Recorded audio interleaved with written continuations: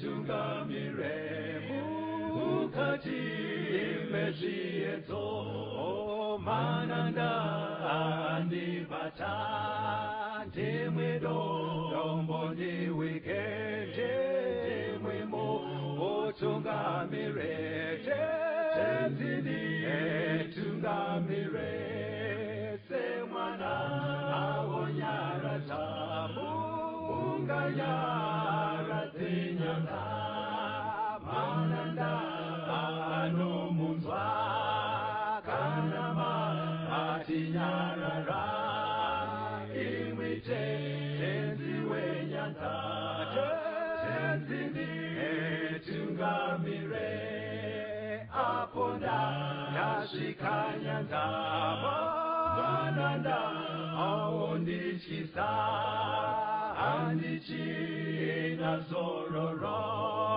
ndotsamira kune mwika ngandinzwe imwimotiti ndinokutungamira. Tinoda kuchingamidzai kuchirongwa The Second Coming of Christ chamunopiwa naPastor Gift Rodzi vekuNorth Zimbabwe Conference of the Seventh-day Adventist Church pamwe chete naPastor Caston Betera vekuEast Zimbabwe Conference of the Seventh-day Adventist Church. Nhasi mustudio muna Pastor Caston Betera ndo vari kutitungamirira pachidzidzo chanhasi chine musoro wenyaya wekuti zviringirozi about angels. Zviringirozi. Tichabva takasika kupinda mukati mechidzidzo chedu patinoda kuongorora mibvunzo yakawanda. Chidzidzo ichi chinotibatsira kuti tinzwisise zvimwe zvatinotadza kupindura zvatinoona mukurarama kwedu, asi zvinogona kupindurika tikambonzwa chidzidzo ichi. Saka toda kutanga kupindura mubvunzo wekuti ngirozi dzakabva kupi. Tichaverenga kuna Colossians 1 verse ya 16. Ngirozi dzakabva kupi? Verse 16.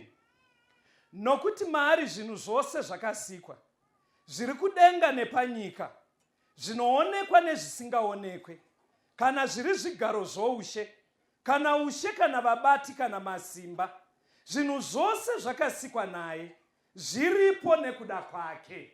Bhaibheri riri kubva ratanga nekuisa pachena kuti kana kuine chinhu chese chinonzi noun, as long kuine chinhu, Bhaibheri riri kuti chiriko nekuti Mwari ndiye akasika. Mapisarema 148 vesi ya 2 na 5 inotsimbidzira pfungwa imwe chete. Vesi ya 2. Murumbidzei imi vatumwa vake vose, murumbidzei imi hondo dzake dzose. Ngazvirumbidze zita raJehovha, nekuti wakarayira zvikasikwa. Saka ngirozi kana itori noun chiri chinhu chiriko, kwanzi neBhaibheri Mwari ndiye akarayira zvikasikwa. Panobva paita next question yekuti dzakasikwa rii, nekuti pacreation yekuna Genesis 1 hatinzwe panotsanangurwa kusikwa kwengirozi. Day 1 Mwari anoti ngakuwe nechiedza. Day 2 anoti mvura ngaiparadzane. Day 3 anoti mvura iri pasi ngaiburitse pasi pakaoma makontinents ayo. Obva arayira akati pasi pakaoma ngapaite vegetation. Day number 4 Mwari orayira kuti mudenga ngamuzare maplanets nenyeredzi. Day number 5 Mwari orayira kuti mumvura ngamuzare hove, mudenga muite shiri. Day number 6 Mwari ndobva asika mhuka dzose kwakupedzisira nekusika munhu. Tevere zuva rechinomwe Mwari achizorora. Hapana panotsanangura kuti Mwari akasika ngirozi papi. But Job 38 verse ya 4 to 7 inotibatsira kupindura mubvunzo iwoyo. Job 38 verse 4 to 7. Ndi Job anga ari kutaura naMwari vateereri. Pane zvenge zvamunetsa ari kurwara, saka anganzi naMwari chibuda titaurirane. Verse ya 4. Iwo ukenge uripiko panguva yakateya nheyo dzenyika? Chidudzira kana uine zivo. Ndiani wakatara kukura kwayo? Kana uchiziva? Kana ndiani wakaiyera nerwonzi? Ko nheyo dzayo dzakateyiwa pamusoro pei? Kana ndianiko wakateya ibwe rayo repakona? Panguva iya yakaimba nyeredzi dzemambakwedzi pamawa, uye vanakomana vose vaMwari vachipururudza nemufaro. Saka bhaibheri riri kuti Mwari paaisika nyika inoyi, day number 1, day number 2, hanzi kune vaiwitnesa, vanzi nebhaibheri nyeredzi. Hanzi Mwari paaita akati denga ngarizare neshiri paday number 5 paya, hanzi kune vaipurudza voti amen, vaipurudza vakuradza kuti vanga vatoko Mwari paaisika planet Earth. Saka ndoda kufamba nemi zvakanaka. Ngirozi dzakabva kupi? Dzakasikwa. Ndizvoka? Dzakasikwa ri before creation of planet Earth. Ndo masikirwo adzakaita. Saka idzo dziri kunzi nyeredzi idzi. Ukaverenga kuna Ezekiel 28 verse 14 na 17. Muri kunyora here mavhesi avateereri. Ezekiel 28 verse 14 na 17 inoti kudii? Verse 14. Iwewe kenge uri kerubhu rakazodzwa, raifukidzira areka. Ndakakugadza ukava pamusoro pegomo dzvene raMwari. Waifamba-famba pakati pemabwe emoto. Verse 17. Mwoyo wako wakazvikudza nekuda kwekunaka kwako. Wakaodza uchenjeri hwako nekuda kwekubwinya kwako. Pakutsanangurwa imwe nyeredzi yainzi Lucifer yakatanga yakasikwa zvakanaka naMwari. Pana Isaiah 14 verse 12 to 14 inobva yati panapa, haiwa wawaseiko uchibva kudenga iwe nyamasasi, iwe mwanakomana wemambakwedza? Wawaseiko pasi, iwe wekuisira marudzi pasi? Iwe wakati mumwoyo mako, ndichakwirira kudenga, ndichakwiridza chigaro changu cheushe kumusoro kwenyeredzi dzaMwari. Hanzi imwe ngirozi yainzi Lucifer, vateereri, hameno zvakapinda mairi, ndobva yakuda kuita position iri pamusoro pedzimwe nyeredzi. Maribata kavarariya rekuti nyeredzi dziya dzanzi dzaipurudza Mwari achisika. Saka pfungwa iri kubuda panapa haisi yekuti nyeredzi kana kuti yaida kuenda pane mamwe maluminary bodies atinoona mudenga. Inyeredzi iri kurifeya kungirozi. Saka pari kuburitswa imwe ngirozi yaisagutsikana nekuramba iri palevel imwe chete nedzimwe ngirozi. Ndobva yati ndoda kuinzana naMwari wekudenga denga. Verse 14 yaIsaiah 14 yobva yati, ndichakwirira kumusoro kwemakore, ndichazvienzanisa newekumusoro-soro. Saka panapa Mwari aona zvakadaro ngirozi ichida kukwirira, yaiya kuda kunamatwa kuinzana nani? naMwari. But muchiona vateereri, ichida kunamatwa kudaro iye haina kusika. Kana nhata zvayo hapana chayaive yasika, asi yakuda kudii? Yakuda kunama. Mwari haana kuzosiya zvakadaro. Kudenga kwakabva kwaita hondo. Ndo nyaya yatinoverenga. Mirai titore bhaibheri redu tiverenge kuna Zvakazarwa chapter 12 verse 7 tobva tasvika pavhesi ya9. Zvakazarwa 12 verse 7 tobva tasvika pavhesi ya9.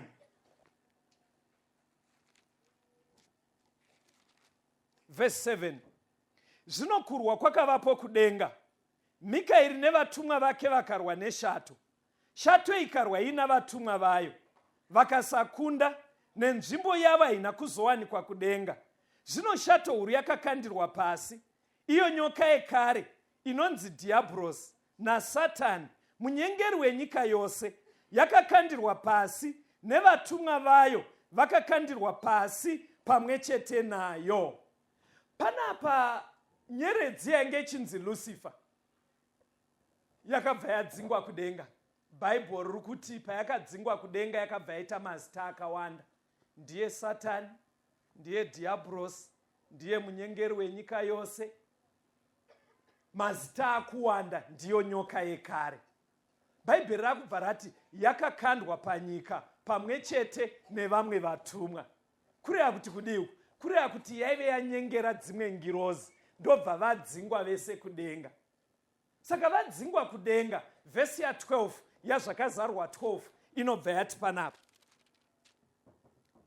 saka farai kudenga nemi munogarapo, mune nhamo yeminyika negungwa, nekuti mweya wakaipa wakaburukira kwamuri, akatsamwa kwazvo, nekuti unoziva kuti uchine nguva diki. Saka Mwari akutopa announcement kwatiri isusu vari panyika, akuti wedu vanhu vari panyika, chenjererai, hamusisiri mega panyika. Chauya kwamuri chii? Mweya wakaipa. Ndoda kumboona vateereri kuti muri kufamba nenere. Handiti akapanduka kudenga ndiLucifer, Satani. Ndobva anyengera dzimwe ngirozi, ndobva vadzingwa kudenga ka. But manzwe here bhaibheri raakuti hokoyo nyika nekuti mweya wakaipa wakaburukira kwamuri. Chasvika panyika hanzi chii? Mweya wakadii?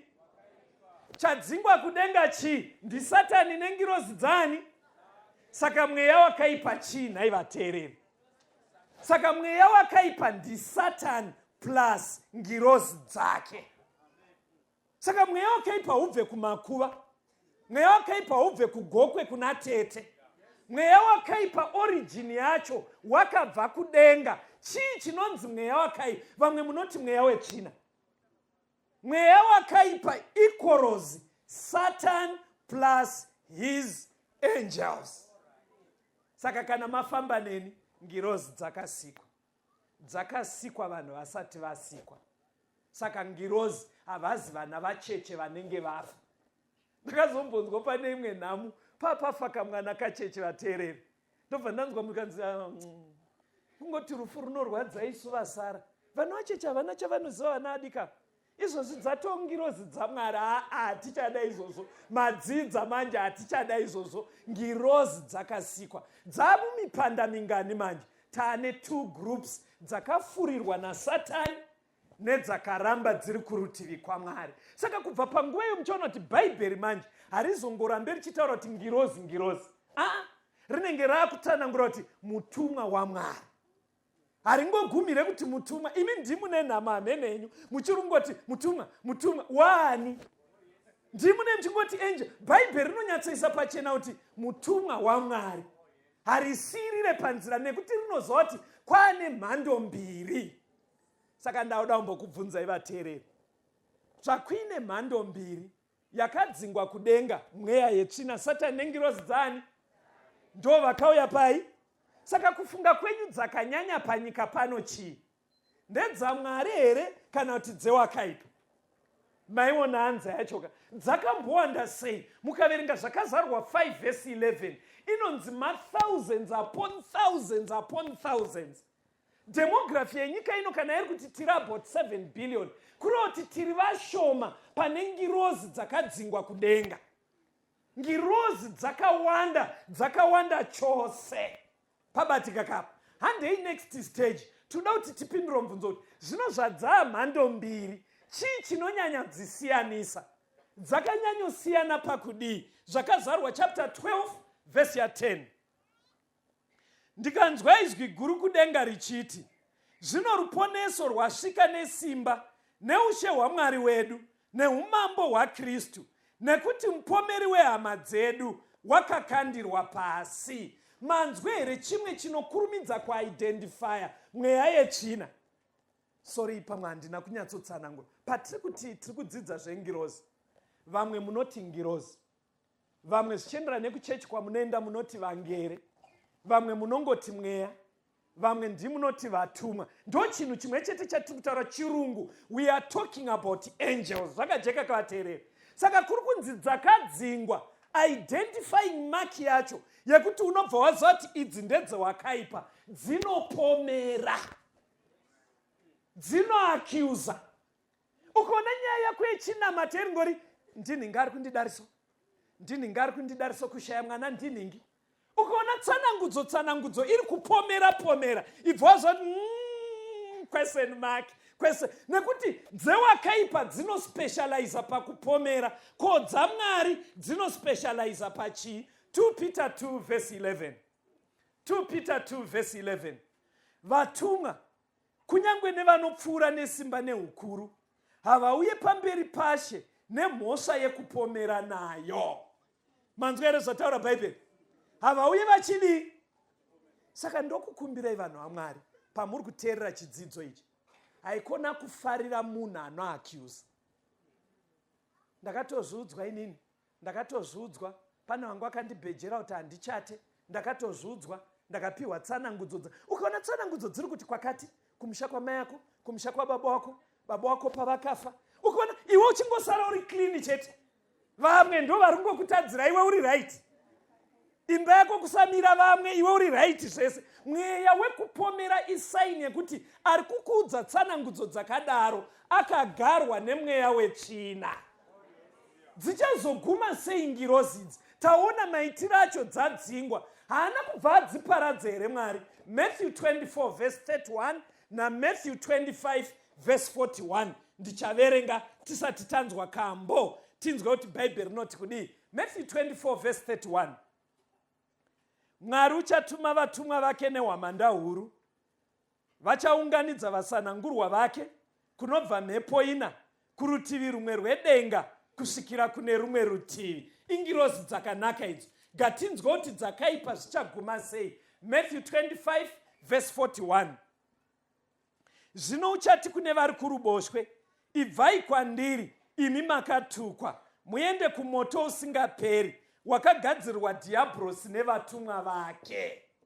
Saka dzaMwari maguma acho dzichatitora vatsvene taakuenda kudenga.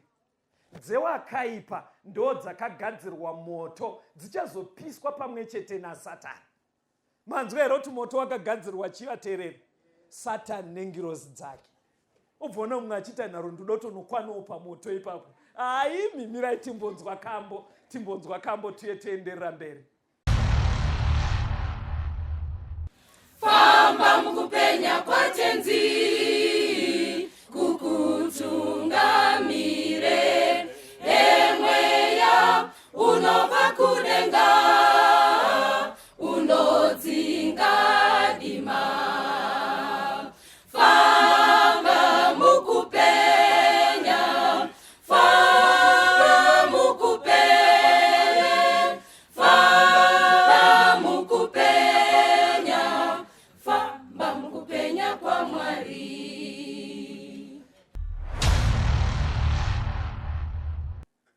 Tinokuchingamidzai vateereri.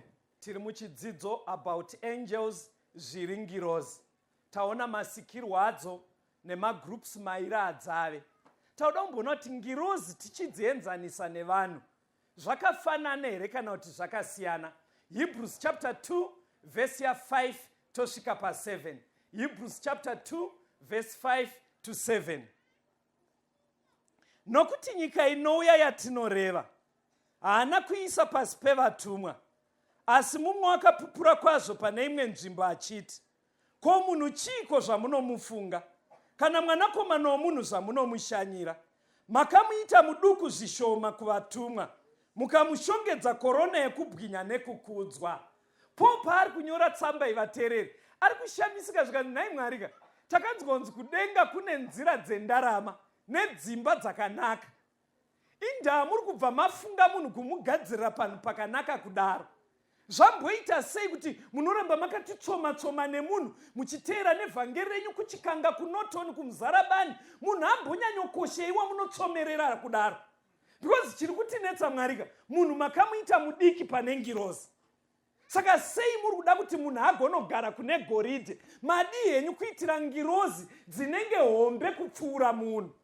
Muri kutsomerera munhu kudaro sei? Saka Bhaibheri riri kuisa pachena kuti tichienzanisa munhu nengirozi, munhu ari pasi, totiko ari inferior. Kachirungu munokabata here akateereri? Tikati inferior, anambuya makanzwa here kachirungu ako? Kureva kuti munhu ari danho repasi kune ngirozi. But ngirozi dzakasikwa nani? Saka ngatimboonai padenga panenge paine chii? Mwari. Tevere chii? Ngirozi. Tevere chii? Munhu. Ko chii chakaiswa pasi pemunhu? Muka, miti yose. Maibate here odha yacho? Padenga panani? Tevere ngirozi. Tevere munhu. Tevere zvisikwa zvese.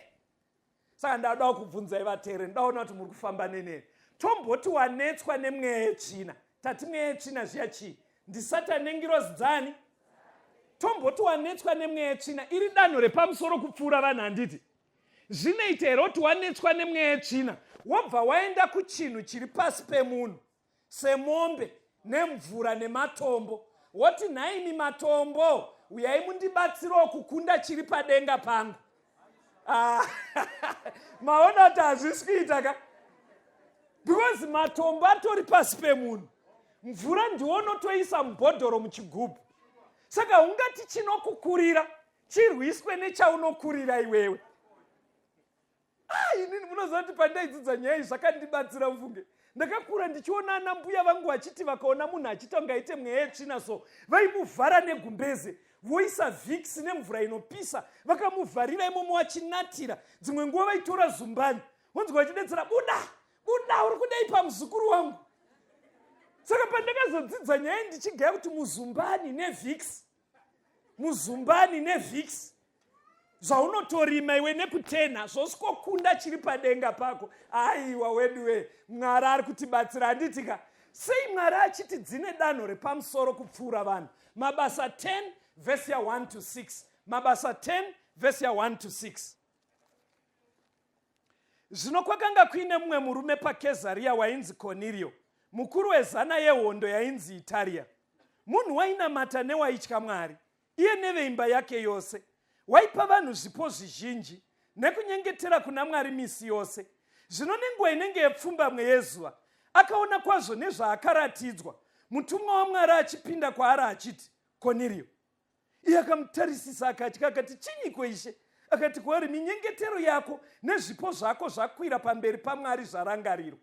Zvinotuma varume Jopa kunodana Simoni, anotumidzwa Petro. Anogara nemumwe anonzi Simoni, musuki wematehwe, imba yake iri pagungwa. Cornelius aive gunman musoja. Uye asiyana nemasoja akawanda andoziya. Because vakawanda vandoziva vamwe vanofunga kuti chisoja kuputa mbanje nekungoita rafu so. But uye hanzi ainamatani? Hansaka ari kunamata so. Ngirozi yakauya kwaari ikati, Cornelius, handobva avhunduka. Zvikanzi minamato yako iri kunzikwa kudenga. Kwete minamato chete, even zvipo zvaunobatsira vanhu zvaenda kudenga. Maona kuti Cornelius anoti kundaka, vamwe tinongokwidza minamato chete kudenga, hatikwidze zvipo. Vanhu vanondichavi, Mwari munongona nguva yatiri kurarama, tichengetei, imbokwidzaiwo nezvipo imi. Munokundwa naCornelius aisaenda kuchechi. Hanzi zvikanzi zvanzikwa. But zvatakuita Cornelius, pane pauri kuita musiya padiki. Panoda kugadziriswa kuti chinamato chako chikwane. Tumira varume vaenda kuJopa uko. Endai munotsvaga munhu anonzi Simon, ane senemu yekuti Peter. Ari kuroja pamba pemumwe murume anonzi Simon. Landlord vake vanoita basa rekugadzira matehwe. Kana warasika ukaenda nechekugungwa kuyawo, uchaona imba yavo yakatarisana nepagungwa. Maona here zvinhu zvaizikanwa nengirozi? Mazvona vateereri?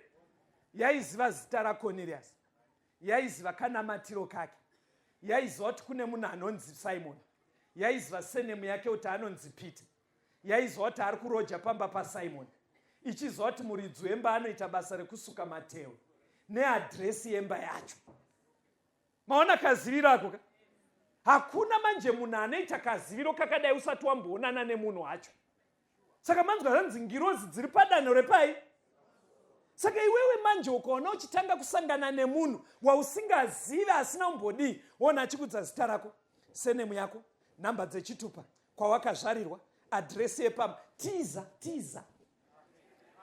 Hazvigonekwe nevanhu izvozvo, tiza inyaya inogonekwa nengirozi chete. Ndaona maita mubvunzo, mirai ndiupindure. Vamwe muri kubva mati, ko kana munhu anga audzwa hake nengirozi yaMwari.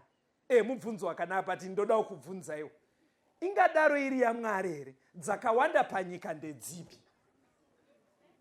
Ina hansi kuramba kuti pamwe audzwa neyaMwari, but dziri kumaira panyika ndedzipi?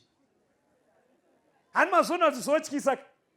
Saka ikona ngoti kumunhu wese akudza nhamba dzechitupa obva kuti yes munhu waMwari, yes munhu waMwari. Munhu iyeye kuseri kwacho kunenge kuine ngirozi.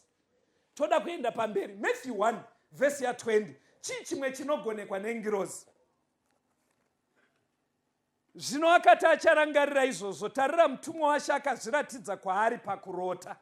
Ngirozi dzinogona kuuya muchimiro chei? Chehope. Chimwe chadzinogona kuita? Exodus 3 verse 2 na 3. Exodus 3 verse 2 na 3. Ipapo mutumwa waJehovha akazviratidza kwaari murazvo wemoto pakati pegwenzi. Akatarira akaona gwenzi richipfuta nemoto, asi rakanga risingatsve. Mozisi akati regai nditsaukire ndione chishamiso ichi chikuru, kuti gwenza haritsveneiko. Hanzi ngirozi yakazvichinja ndobva yazviratidza semurazvi wemoto waive mugwenzi. Ndakambonzwa vhesi iyo ichiimbwa nevamwe anamai veimwe chechi.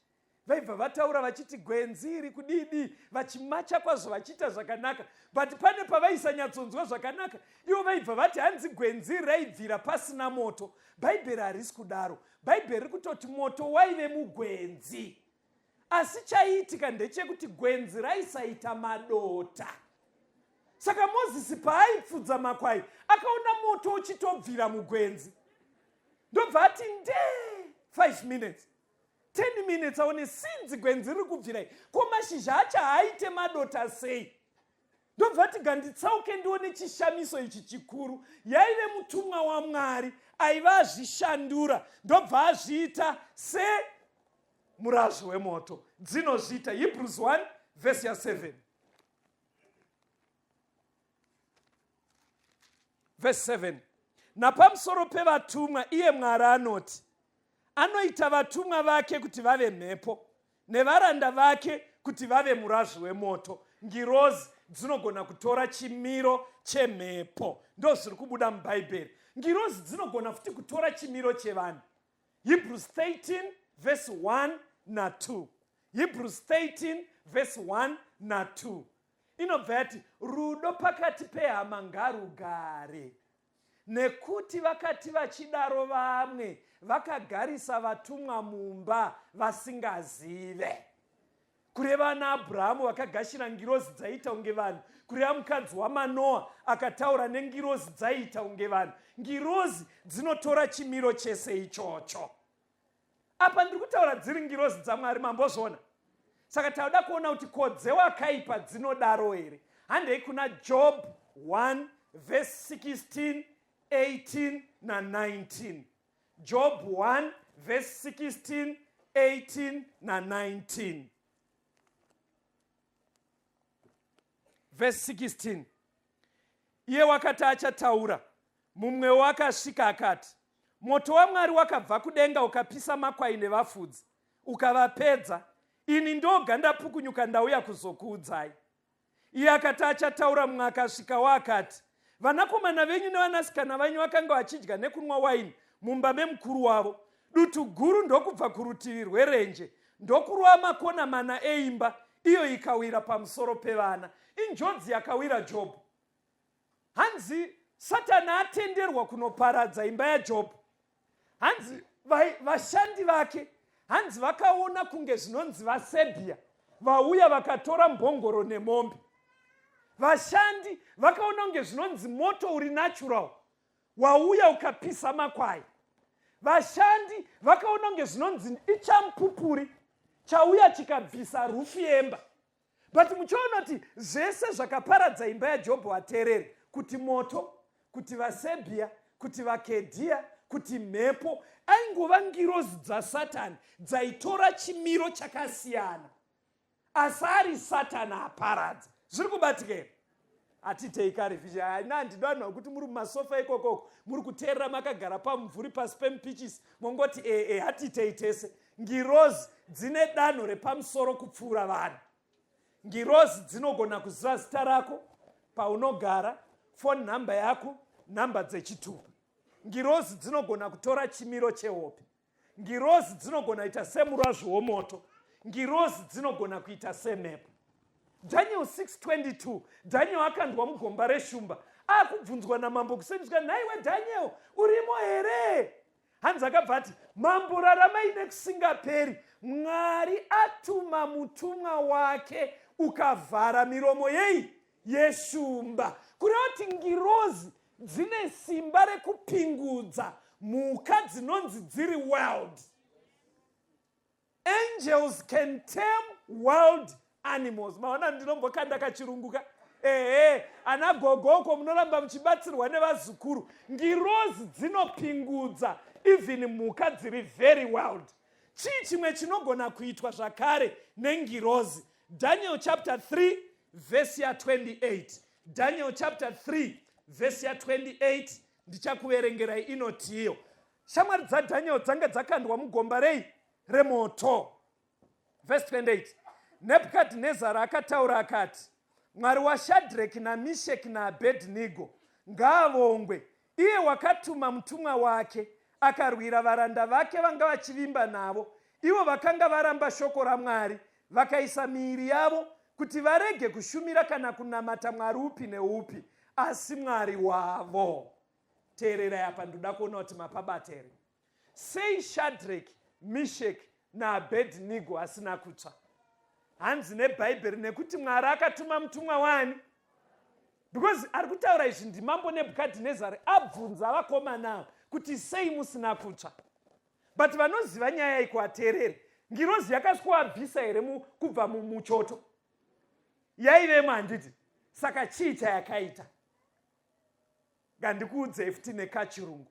Angels have the capacity to manipulate temperature. Dzinogona kuita kuti mamiriro ekunze adii? Munozoti ndakuudzirei kanyaya. Inini chinoitika pandinei ndichita kuti tidzidze tese vateereri. Pane tunhu twandinoona mukurarama. Ndakasvika pane imwe chechi. Ndobva ndasvika munhu waMwari aive ndikasvika ndakaiona nyaya pachivhitivhiti. Munhu waMwari ari kumberi. Saka vanhu vaifara kuti munhu waMwari ane simba raMwari. Saka akadeedzera akati, in the next 5 minutes this church, you are going to be sweating, it's going to be hot. Vanhu voti, yeah! Pasina kupera 3 minutes, vanhu vanga vakubvisa mablouse, kusweta kutikitira. Vanhu vakasara vaine hembe dzemukati chete, vachikatanura mabhachi, ende vaimuchirira kuti isimba rani. Ndobva unoti vanhu vauda kutofenda muchechi, okay. In the next 3 minutes, it's going to be freezing cold. Pasina nguva vanhu vangu vakungwenga nechando. Chandiri kukuudzirai nyaya iyi vateereri, vaive muchechi vaifunga kuti isimba raMwari. But Bhaibheri riri kuburitsa kuti haazi munhu waMwari aidariso, seri kwake kune ngirozi. Saka question inoramba iri ngori yekuti saka ingirozi ipi yaimubatsira kudaro? Imi machenjera, because maakutoziva kuti dzinenge dzakawanda panyika ndedzipi. Saka munobva maita anza yacho. Hande munoona zvimwe zvadzinoita. Numbers chapter 22 verse ya 24 kusvika pa28. Zvino mutumwa waJehovha akanomira panzira nhete pakati peminde yemizambiringa. Rusvingo ruri kurutivi runo nerusvingo kune rumwe rutivi. Mbongoro ikaona mutumwa waJehovha ikamusundira kurusvingo ikamumbandidzira rutsoka rwaBharamu parusvingo, ipapo akairovazve. Mutumwa waJehovha akapfuurira mberi akanomira pakanga pakamanikana, pakanga pasina nzvimbo yekutsaukira kurudyi kana kuruboshwe. Mbongoro ikaona mutumwa waJehovha ikavata pasi, Bharamu ari pamusoro payo. Bharamu akatsamwa kwazvo. Zvino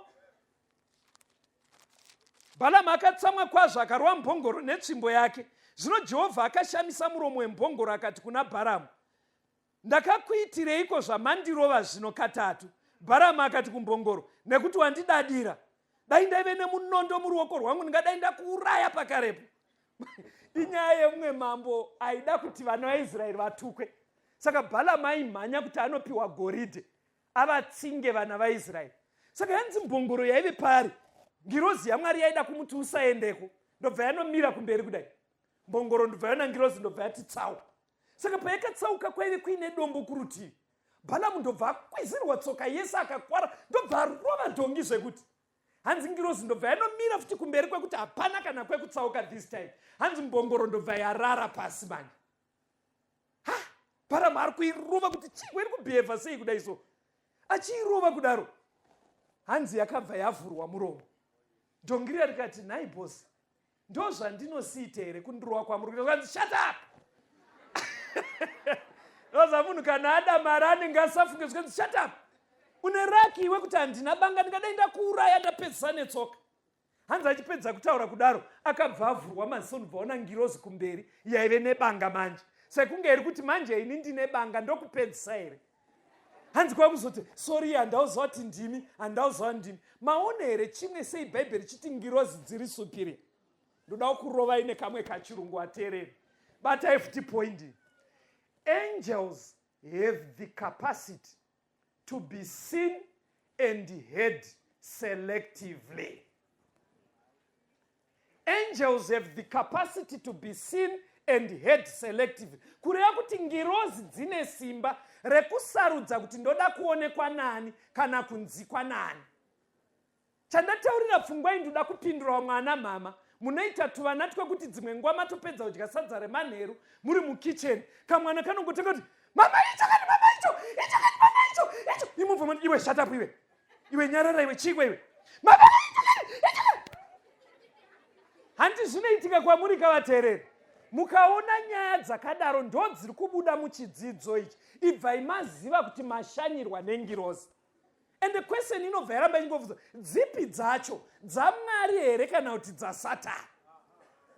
Kana kuti unongonzwa mumwe munhu achiti, varume vari kundidedzawo mama. Indakuenda ino varume vari kundidedza. Kopanzi iwe kwana iwe varume wapi ipapo? Vanzwa varume vari kundidedza mama ndakuenda ino. Ndo zviri ngirozi dzinoita zvakadaro. Saka batai pfungwa idzodzi ndoda timbonzwa kambo tiuye toenderera mberi.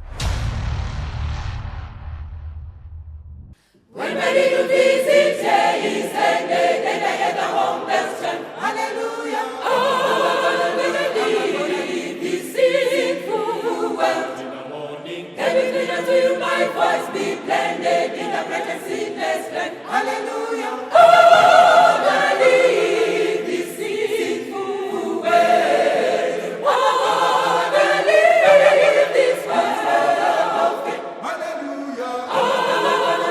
hallelujah. Was taken and felt. In the morning, I shall find a way to your hands of faith. Hallelujah. Oh, believe deceitful ways.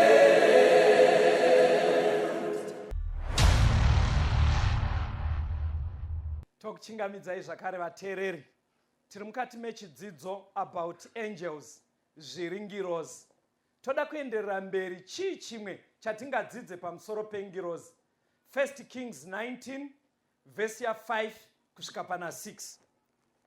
1 Kings 19 verse ya 5 to 6. Ndiri kudzokorora mavhesi aya kuitira vari kunyora pasi kuitira kuti musarasikirwe. Verse 5.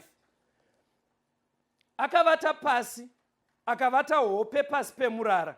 Zvino mutumwa akamugunzva akati, simuka udye. Akatarira akaona pedyo nemusoro wake chingwa chidiki chakanga chakagochwa pamazimbe nechirongo chemvura. Akadya akanwa akavata pasvizve. Elijah aitiza Jezebel. Arara aneta mudhezeti. Paakamutswa nengirozi akanzimuka. Akashamisika kuona pasaidhi naye paine kachirongo kemvura nekachimodho kachingwa kabhekwa. Ndobva akutonzimuka udye iwewe. Muri kuona kuti chii chiri kubuda pandima iyi? Pari kuburitsa kuti ngirozi dzinogona kuita zvese zvinoitwa nemunhu. Kubika sadza, kuita washeni, kuteka mvura. Mamwe munogona kushiya kuti kupasita Betera muri kuzvitaurira izvi. Ndiri kuzvitaura because kumusha kwenyimi mune mamwe makicheni ekuti munofuma sadza rakangobikwa pasitofu. Munozviona imi zvinoitika kumisha kwenyimi. Chidzidzo chinechi ndinoda kuti chitipindure mimwe mibvunzo yezvinhu zvatinofunga kuti masaramusi. Saka vanhu mukaona sadza richifuma rakabikwa manje, imi mamheno pfungwa yamunoita yekuti munobva mati chivanhu. Instead mungadai muchiti chisatani. Zvino imi munoti chivanhu mobva mafunga kuti izvi hazvichagonekwe naMwari. Anotadza sei kugadzirisa nyaya idzi iye ari akadzinyora mubhaibheri naye? Onai zvimwe zvinoita ngirozi. Satani akauya muchimiro chenyoka muEden. Mazviona here? Kwaita nzara. Munhu waMwari Elijah. Mwari ashiya kuti ofidha sei Elijah. Mombe dzaingofa dzichiora, makunguo masavara aingodya nyama dziri kuora. Mwari ndobva ashiya kuti ndofidha sei Elijah. Ndobva atuma makunguo. Ndo zvinotaura Bhaibheri. But dzaive ngirozi dzatora chimiro cheshiri. Nekuti hakuna savara chairo rinopa munhu nyama. Makazviona kupima. Zviri kubatika kaizvi. Munoziva ndazvitaurirei. Ndoda kupindura munhu ari kuti tete vangu pavaidiridza madomasi kugadheni pasi pemubhanana vakarohwa nezvishiri. hakuna shiri inorova munhu ostroke. Mweya yetsvina yakadzingwa kudenga. Saka imimi pamunotarwa nezvishiri, mistake yatiri kuwanzoita imimi hama dzangu akateera, tinobva tafunga kuti izvi hazvichada chechi. Uyo ameno kune kwapedu nonzwa kuti zvinoda kufambepi dzikama imi. Ingirozi dzaSatani dzinenge dzichiita masaramusi. Mumwe musi Elijah angaenda kudenga, saka anga akuita basa rakainzi Elisha. Kuna Elijah naElisha. Saka Elisha aive nemhanza. Saka vanhu vaiziva kuti Elijah aenda kudenga. Saka vamwe vana pavakaona Elisha ndobva vatanga kumuseka zvikati, nyamhanza, pauri ipapa paugokwira kuenda kudenga zvakaita Elijah iwe. Ndinda kuita basa raElijah. Ndinda kuita basa raElijah. Nyamhanza, kwira katoni, kwira. Hanzi munhu waMwari akabva anamata akati, dai Mwari, vana ava vanondidarirei? Bhaibheri rinoti pakabuda mapere 2. Haazi nomo mapere, ingirozi dzaMwari dzakatora chimiro chebere. Chirungu rinoti haro bear. Ndakupindurai kapa mapere. Ndatakupindurai. Hakuna bere rinomo rinogadwa nemunhu. Ndosaka tati tiite chidzidzo ichi, ingirozi dzaSatani dzinotora chimiro chenyoka, chimiro cheshiri, chimiro chemapere, chimiro chehope, dzichiita zvese zvinenge masaramusi. Chii chimwe chadzinogona kuita ngirozi idzodzi? Matthew 24:28 verse 1 na 2. Matthew 28 verse 1 kusvika pana 3 pakumuka kwaJesu. Nekupera kwesabata koedza nemusi wekutanga wevhiki, Maria Magadharini nemumwe Maria vakauya kuzoona bwiro. Zvino kukavapo kudengeneka kukuru kwenyika, nekuti mutumwa waShe akaburuka kudenga, akauya akakungurusa ibwe ndokugara pamusoro paro. Kuonekwa kwake kwakanga kwakaita semheni. Ngirozi dzinogona kukonzera maearthquake, matornado, mahurricane, macyclone, manatural disasters. Bhaibheri riri kubva rati kuonekwa kwake kwakaita semheni, kureva kuti dzinogona kutora chimiro chemheni, lightning. Ndizvo kaizvo pavanenge vachiti vari kutumirana mheni, ndakambodzinzwa zvichitaurika, hapana chiri kumboitwa. Vanhu vari kubhosta kuti inini ndakagarwa nemweya yetsvina. Ingirozi dzinogona kutora chimiro chemheni. Chii chimwe chadzinogona kuita? Luke 1 verse 20. Luke 1 verse 20. Inzwai chimwe apa, teereresa yapa.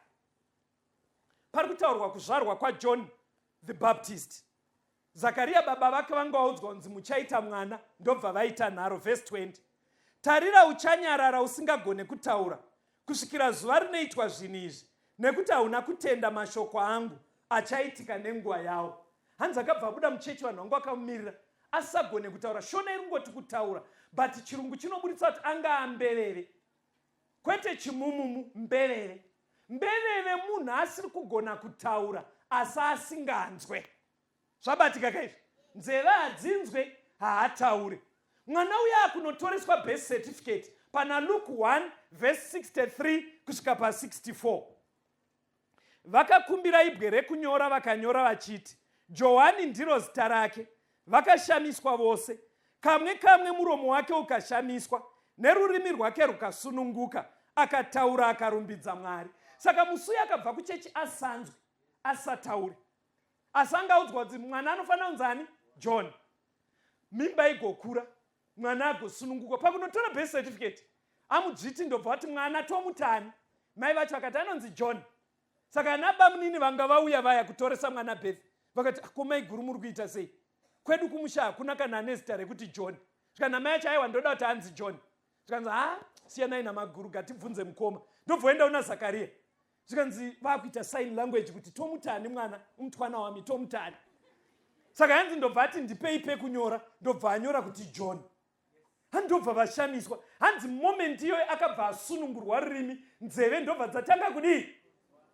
Chii chaitwa na Gabriel, ngirozi yakanga yamushanyira? Yagona kumuremadza, ikagona futi kubvisa urema. Mainzwa here pfungwa ivateereri? Ngirozi ine capacity yekukuremadza nekubvisa futi urema hwacho. Saka ikona ikukurumidza paneitange paita saramusi rekunge munhu aporeswa. Because zviri kubuda pandima ika, anogona kwairi ngirozi pamwe yakakarema dzakachizvarwa muna 1994 yomirira kokura iye zvine izvi kaane 25 years semungirozi yobvisa urema. Una vanhu vakuuchirira. Imika teererai chidzidzo ichi. Handei munzwe pana Matthew 9 verse ya 32 na 33. Matthew 9 32 na 33 iri kutiyo, vakati vachibuda, tarira, vakauya kwaari nemunhu akanga ari mbeveve, aive nemweya wakaipa. Mweya wakaipa wakati waburiswa, mbeveve ikataura. Mazvinzwa here izvi? Gabriel ari kugona ita kuti munhu ave mbeveve obvisa umbeveve, ingirozi yaMwari. Mweya wakaipa uri kutsanangurwa futi kuti waive waita kuti murume uyu ave mbeveve. Saka zvinogonekwa nengirozi dzaMwari, dzaSatani dzinodiwo. Saka musiyano uri papi? Musiyano uri pakuti vateereri patiri kudzidza. Number 1, yedza kufunga kuti dzakawanda panyika ndedzipi. Number 2, uona kuti zviri kutsanangudzwa zvine chekuita nekupomera here. Kana zvine chekuita kuti ningi kwatete venyu, kwamai guru, unobva wasana apa hapasi panani? Pana Mwari. Handei pamberi tinzwe kuti saka zvofamba sei. Saka papfungwa iyi mukaverenga John 8:32 inoti muchaziva zvokwadi nezvokwadi ichadii. Saka zvazvinoreva manje ndezvekuti tomboti tine zvimiro zvakadai kudzimba kwatinogara.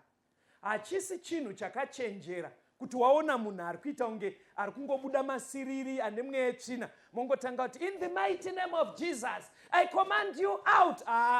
Bhaibheri kuna John 8:32 riri kuti uchaziva zvokwadi nezvokwadi ichadii, ichakusunungura. Haisi prayer inopa deliverance. Unofanira kuzonamata waziva kuti chii chiri kuitika. Pamune muchiburitsa mombe zviya mudainda nadzo kudhibhi, bhuru robva rabuda rovharira dzese padanga, wona richiti kunge riri kubhevha unge munhu kudai, wona motanga mati asekuru, wozonara kuti rakuita kwa. Nyaya dzakadaro ndonzikuni nebhaibheri. Tangai maziva kuti sei mombe iri kubhevha unge munhu. Ukaziva chokwadi manjeka uchaona Satani akatongona ndabatwa. Kungoita munamato 1, mwana anosunungurwa mweya yetsvina. Asi ukanonamata uchiti varipo anogona kudaro vaifunga kuti mwana uyu haasi kuzonyora form 4. Mwari kuita here mwana wamakandipa adzimaidzwe nevanhu vasingadi zvakanaka. I command iwe mweya yetsvina haibve kuhama, mweya yetsvina yakabva kudenga kwayakadzingwa. Zivai chokwadi chodi chotisunungura. Deuteronomy 34 verse ya 5 na 6.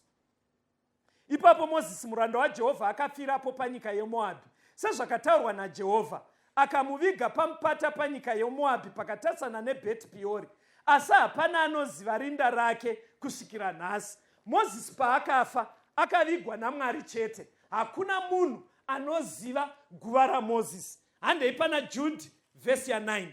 Jude verse ya 9 inoti iyo, asi Michael mutumwa mukuru nguva yaakarwa naDhiabhrosi akaita nharo naye pamusoro pemuviri waMozisi, akatya kumupa mhosva nemashoko ekutuka, asi akati Ishe ngaakurayire.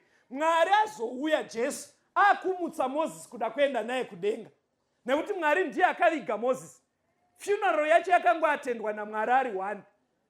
Saka usajoinire chechi kuti uwane anokuviga. Mozisi akavigwa naMwari chete. Saka henzi Mwari achidzoka kuti amutse Mozisi, kwakutoshamisika paine mweshasha yakagarapo Satani. Mazvionero kuti vanhu vese vasingaziva kuti Mozisi akavigwa papi, Satani aiziva. Ndaitarisa muTV yangu amheno dzenyu yangu kumba kwangu mwe musi, ndobva ndaona imwe program yaiitwa pane mwe mufana ainzi anosvikirwa. Saka iterwa nevanhu vakuru chaivo vakakurumbira venyika, achiti handei ndinokuratidzai pane mapfupa amukoma anzani pfumo rine ropa. Kamufana kai kachiterwa ndoda unokuratidzai pane makuva amukoma pfumo rine ropa. Anga akatetereka nguva yehonda asina kuzikanwa ariko, ndobva kakudedza kuti chereya. Hanzi vakadhiga, ndaitotarira kudai kuona vakapfeka maglovhos vachitipura mabhonzo emunhu. Anoita speciality yekuziva pavigwa vanhu ndiSatani. ndo area yaanotambira iyoyo. Ndakukupai clue number 3. Tsvaga kuti dzakawandira panyika ndedzipi. Wongorora kuti dziri kupomera here. Woongorora kuti dzine tsanangudzo ine chekuita nevakafa nemakuva here. Hamuna kuzoya pagwarama yenyu, saka uri kuona imba iri kukunetsa. Baba wako akafa wakatsa. Ukaona tsanangudzo dziri kutenderera kuwakafa, unobva waziva kuti tashanyirwa. Chii chimwe chinokonfyuza maererano nengirozi? James 2 verse 19. Iwe unotenda kuti Mwari ndiye mumwe chete, unoita zvakanaka. Mweya yakaipa inotendawo izvozvo ichidedera. James 2:19. Iwe unotenda kuti kuna Mwari mumwe chete, unoita zvakanaka. Mweya yakaipa inotendawo izvozvo ichidedera. Saka yanzi mweya yakaipa painokonfyuza kana kwakuchechi. Hairambe nyaya yekuti Jesu ndiMwari. Ende inotozvitaura nekudedera. Ai, ndakazoshamisika ndikati, kamwe kana matiro katiri kuita vatendika. Shuwa. Nei, mukorone kuna achine nharo here kuti Mwari ariko. Variko hava mwandirambe. Shuwa muswere wese vanoramba chingoti chokwadi ariko, chokwadi ariko. Kusvikira munhu akuchena here. Hanzi mweya yakaipa inotendawo. Mweya yakaipa inotendawo izvo. Hanzi but pamusoro pacho inotoita ichidedera. In the mighty name. Ukaona pakuita kakubvunda kakanyanyatiza. Ndozvikutsanangura Bhaibheri. In the mighty name, all knees shall bow before you. I humble myself. There is no other. Zvikanzi madhimoni anotendawo. Saka vaKorinde ichibva yati musashamiswe nazvo. Nekuti vanodaro vaapostora venhema. Izvo hazvishamise nekuti kunyangwe naSatani anozvishandura ozviita semutumwa wechiedza. Ndakuverenga mavhesi ekupedzisira. Pana 1 Timothy chapter 4 verse 1 na 1 John chapter 4 verse 1. 1 Timothy iri kutiyo panapa. Zvino mweya unoreva pachena kuti panguva dzinouya vamwe vachatsauka pakutenda vachiteera mweya inonyengera nedzidziso dzemweya ipi yakaipa. Muona chaakunetsa nyaya iyi. Ndanifunga kuti nyaya iri kuperera vanhu vachita madhimoni, muchingoona mumba mukicheni mwaita masaramusi. Kune mumwe aitonditsanangurira akandifonera. Zvikanzi ndatorawo nhamba dzenyu idzi paTV. Ndikati chii munhu waMwari? Zvikanzi ndatadza kurara kumba kunoko. Kuchingonovira bedzi kuma 7 tiri mukicheni ndotanga kutemwa nemapoto. Ndikati mwana here anenge achikutemai? Zvikanzi aiwa munhu waMwari, poto dzinotanga kungodonha dzichititema every day. Zvino usina kunzwa chidzidzo ichi unototifunga kuti vanhu vari kunyepa. Mweya yetsvina inetama. But dai mweya yetsvina yaigumira uko zviri nani. Hanzi na 1 Timothy 4 verse 1. Chaakunetsa mweya yetsvina yakuuya kuchechi. Yotopa vanhu doctrine ichivadzidzisa. Iri kuuya kuchechi nenzira ipi? 1 John 4 verse 1. 1 John 4 verse 1. Iri kuuya nenzira ipi? Vadikani musatenda mweya yose, asi muidze mweya muone kana yakabva kuna Mwari. Nekuti vaprofita vazhinji venhema vakabudira munyika. Ndoda kudzokorora. Vadikani musatenda mweya yose, asi muidze mweya muone kana yakabva kuna Mwari. Bhaibheri rinozoti nekuti mweya mizhinji yakabudira panyika. Hanzi edzai mweya muone kana yakabva kunani? Nekuti vaprofita vazhinji venhema. Sei Bhaibheri rachinja risina kuzoti nekuti mimwe mweya yenhema. Riri kuburitsa kuti mweya yetsvina kana yeda kusvikira vanhu kuchechi, hauya ari Satani ane manyanga.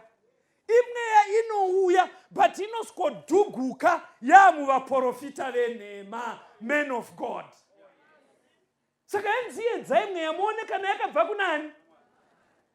Ndo inoita mamiracles ese. Revelation 16 verse 13 kusvikira pa14 iri kutiyo. Zvino ndakaona mweya yetsvina mitatu yakaita sematafi ichibva mumuromo weshato, nemumuromo wechikara, nemumuromo wemuprofita wenhema. Nekuti ndiyo mweya yakaipa inoita zviratidzo, inoenda kumadzimambo enyika. Hanzi ari kuita mamiracles mazuva ano ndiani? Mweya yakaipa. Saka Bhaibheri parinoti ndiyo inoita zviratidzo, vamwe pavanoverenga vhesi iri manje nengari yekuti vanenge vachiramba vachingoda zviratidzo, vanobva vati aiwa zvedu hazvisi zviratidzo, yedu inonzi minana. Imika. Saka hazvisi safe kutenderera pari kunzi zviratidzo, pari kunzi minana. Bhaibheri raisa pachena kuti ngirozi dzasatani dziri kuita izvozvo. Nyaya yekupedzisira chingoteererai, hatichaverenge Bhaibheri. Peter kuna mabasa 12 akaiswa mujeri achida kuurayiwa naHerodhi. Hanzi ngirozi yakauya ndobva yasvikopinda mujeri maanga akasungwa mumaximum, ndobva yamuti pfeka bhutsu buda tiende. Hanzi vaakubuda pane rimwe gedhi raive resimbi, hanzi gedhi rakazaruka rega. Chii chatinodzidza ipapo? Raizaruka rega sei? Saka ngirozi yembenge yapinda nepai. Saka muri kuonera kuti payakapinda yega haina nidhi nemadhoo, but nengari yekuti yaive yakubuda naPeter munhu, there was need yekuti dhoo richivhurika, meaning to say angels can enter through locked doors. Saka hachizi chinhu kuti ngirozi ipinde muguva rakaplastwa. Iyoyo nyaya ukanoibvunza manje, hanzi pane kwaakazoenda kumba vanhu vaimunamatira dai Peter abuda mujeri, ndobva akunoka kudai. Hanzi kamwe kamusikana kainzi Rodha kakasikoteerera, ndobva kanzwa izwi rake, ndobva kamhanya kanzi Peter uya, zvikanzi iwe kwana Eudhaningi tinamatire, zvikanzi Peter wamuri kunamatira atouya ari padhoo. Ukaiverenga kuna mabasa 12, hanzi vakazoti iwe mutumwa wake. Chechi yemuOld Testament yaizviziva kuti munhu nemunhu ane garden angel inomuchengeta. Mainzwa here nyaya? Ane garden angel inodii? yaMwari. Saka kana aine garden angel inomuchengeta, kureva kuti naSatani anoisawo garden angel dzake dzekukurasisa kuti usapona. Ndenda kuti imavhesi ekupedzisira nditi, but ngandingokupai rekupedzisira. Matthew 18 verse 10. Matthew 18 verse 10.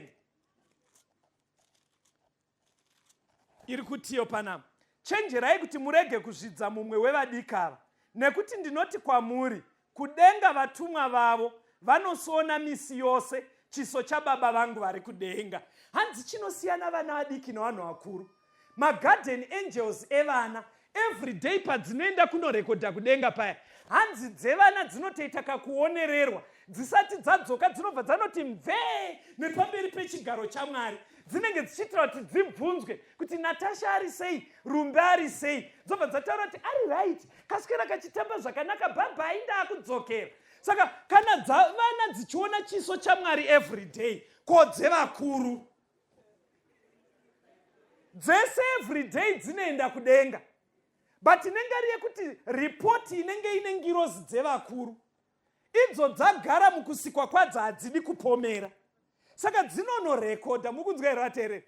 Saka kuti dzisabvunzwe kuti baba nhingi vari sei, inotongoti bheta ndirekodhe nditize, because ikamirira kubvunzwa vateereri inenge yakuita kunge iri kupomera, because inobva yabvunzwa kuti vaswera sei, kuti itsanangura kuti pavavhura laptop yavo zvinhu zvacho zveengwaji hazviite, because inopedzisira kuita kunge zvinonzi iri kuacusa baba, yeti dzaMwari hanzi hadzidii. Saka inoona kuti zviri nani ndingorekodha ndobva ndarova pasi, but dzevana kana dzarekodha manje dzinotomboonererwa dzichimbeyambeya ipapo kuti dzinzi naMwari tiudze Rumbe ari sei, yobva she's doing fine, ari kuita zvakanaka. This is about angels. Ndo zviri ngirozi vateereri.